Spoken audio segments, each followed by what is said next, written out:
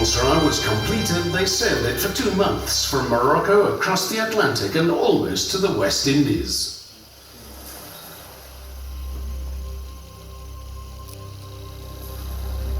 Near the shore on the American side, the rope lashings broke and half the reeds floated away in the wake.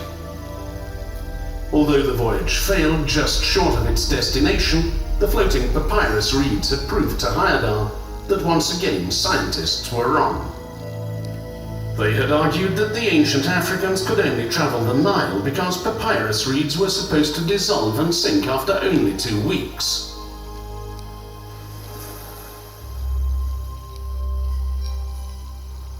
The following year, 1970, Heyerdahl built Ra 2. This time he employed experienced reed boat builders from the Imara tribe, a people who live in the high Andes around the stormy waters of Lake Titicaca. Then he sailed successfully with an international crew of 8 men from the Phoenician port of Safi in Morocco to Barbados in the West Indies. Thor Heyerdahl had now proved that the Americas could have been reached by Old World seafarers, the same people who actually colonized the Atlantic coast of Africa in early antiquity.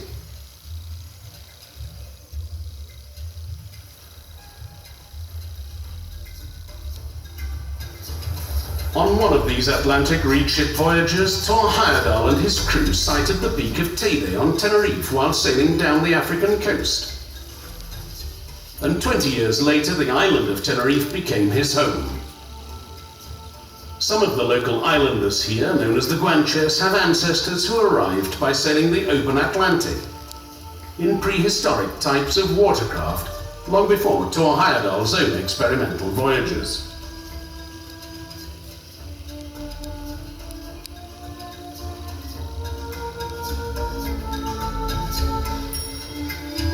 The Guanches were Stone Age people of mixed origins, but must have received some influences from culturally advanced voyagers from the neighboring coast of Africa. Thus, they practiced mummification and also trepanation of the skulls of living people. This is a highly advanced operation practiced by the pyramid builders on both sides of the Atlantic, but unknown to Europeans until the last century. The pottery-stamped seals of the Canary Islanders were also indistinguishable from those of ancient Mexico. And early drawings of fair-skinned and blonde people on the Canary Islands concur with the tradition in Mexico and Peru of the fair and bearded sun worshippers depicted in early local art who had brought them civilization before the Spaniards. Other cultural parallels were shared by the earliest civilizations on both sides of the Atlantic. Among them, the hieroglyphic scripts of the pre-Phoenician Hittites and the pre-Maya Olmecs, who founded Mexican civilization. Some of the most amazing similarities are found in the unique and highly specialized forms of pottery.